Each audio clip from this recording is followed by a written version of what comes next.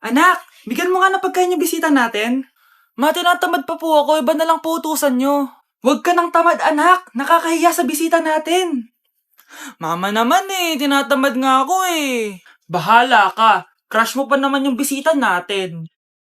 Bisita natin si Crush? Sige ma, kukunin ko na po lahat ng pagkain dito sa bahay. Wag lang magutom ang mapapangasawa ko. Lalambingin ka't aalagaan, ikaw lang ang tatabihan. Tak, alis lang ako Maginis ka dyan. Sige po, Nay. May pagkain ba dito, Nay? Nay? Nawala agad? Ano pwede makain dito? Toyo, patis, bawang, sibuyas. Bakit walang pagkain na matino? May ice cream! Bakit isda yung laman? Anak, kumain ka muna para sa'yo.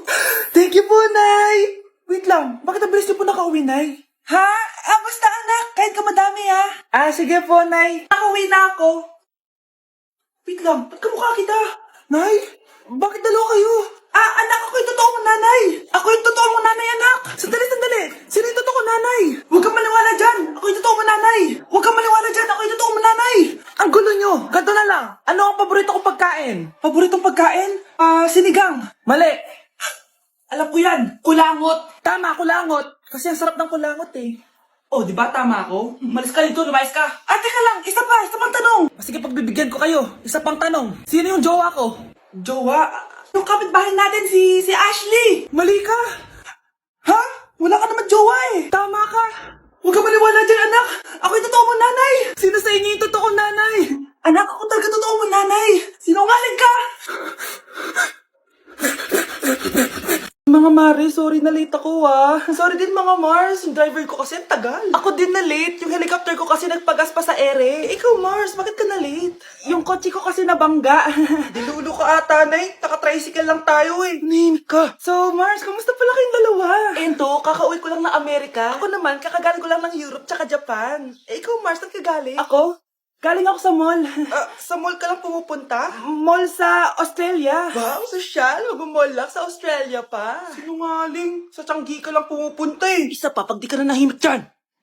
Balita ko mas yumaman kayong dalawa ngayon Anong ganap nyo? Hindi naman. Kakabili ko lang ng 2 bahay tsaka ng 3 bagong sasakyan. Ako naman, nagko-collect ako ng mga designer bags, designer shoes, basta designer. Ikaw, Mars. Nagko-collect ako ng ginto. Bracelet tsaka sing-sing.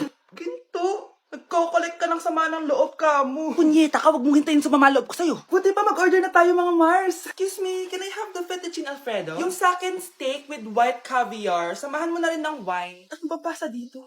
Sige, spaghetti na lang. Steak yung sa akin, Nay, ha? Gusto daw na steak ng anak mo, Mare. Hati na lang kami ng anak ko. Sige, spaghetti na lang daw. A few moments later. Sino po magbabayad ng bill? Kuya waiter, ikaw na lang mamili kung sino magbabayad sa aming 3. Mayaman naman kami lahat. Si Ma'am po. Ako? Ikaw magbabayad, Nay. Congrats, Mars. Magbayad ka na. Wait lang. CR lang ako, Sige, Mars. Babalik pa ba yun? Alis na ako. Bahala kayo dyan. For our last question, ano ang full name ko? Wala naman yun sa lesson, Siyempre, dapat alam niyo yung pangalan ko. Dami namang alam nito. Di ko maalala full name niya. Perfect na sana ako, Kapag di niyo nasagutan yan, -10 kayo sa akin. Aba, ma'am, paano namin malalaman yung full name mo? Di ka naman nagpakilala sa amin. Ano ka, sikat? Artista? Ang lakas mo mag-minus kapag di nasagutan yung full name mo? Sige nga, ano full name ko? Kapag di mo nasagutan, ma-minus ko yung sweldo mo. Tsaka magagamit ba namin yan kapag nagtrabaho na kami? Di naman, diba? Pakinamin sa full name mo. Anak! Yes po, Nay. Lagi mong tatandaan, wag na wag kang magsisinungaling, anak. Bakit po, Nay? Kasi yung lahi natin nangingisay kapag nagsisinungaling. Okay po. Few moments later. Nay! Bakit, nak? Bakit wala po kayong tinirang ulam para sa akin? Parang di niyo naman po ako anak, Hindi totoo yan. Alam mong anak kita. Sige, Nay. Bilhin niyo na lang po ako dun sa Nay? Nay, bakit po kayo nangingisay? Nay, napapano po kayo? Ang lahi natin nangingisay kapag nagsisinungaling. Pa lang dito, may nabasag ka na agad? Sorry po, ma'am. Tatanga-tanga kasi maglinis. Di mo ba alam ng 1,000 pesos ang isa niyan? Linisin mo na yan! At wala ka sweldo na 3 araw, dahil wala ka naman pambayad niyan. Ganito nyo pala tinrato ang nanay ko. Kumanda kayo. Bebang! Gawin mo nga ako ng kape. Ma'am, eto na po yung kape nyo. Ano ba yan? Bakit malamig na to? Gusto mo tapo ko to sa mukha mo, ha? Sorry po, ma'am. Gawan mo ako ulit ng bago. Baka na pang magawa ko sa'yo. Sige po, gagawa na lang po ako ulit ng bago. Pakatanga. Ma'am, eto na po yung mainit nyo pong kape. Sa susunod, huwag kang tatanga-tanga kung ayaw mo mawala ng trabaho. Bebang, kuhaan mo nga ako ng tubig dito. Eto po, ma'am, yung tubig nyo. Di ka na nga. Yung makita pagmumukha mo. Sakit ng tiyan ko.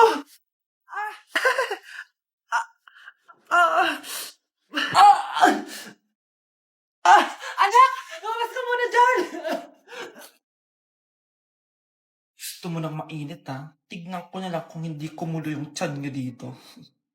Ma'am, eto na po yung mainit nyo pong kape. Eto po, ma'am, yung tubig nyo. Hindi ko kayo mapapatawad sa ginawa niyo sa nanay ko. Nag-uumpisa pa lang ako sa paghihiganti ko sa inyo. Anak! Ano to pinagpo-post mo sa Facebook, ha? Bakit po, Nay? Nagmumura ka dito, oh. Sabi mo, tang ina, laro. Yan ba yung mga nalalaman mo sa school? Biro lang yun, Nay. Wala akong pake. I-delete mo to kung ayaw mong laruin ko yung mukha mo. Sige po, Nay. A few moments later. Wow, ang ganda naman na outfit ko. Picture nga ako.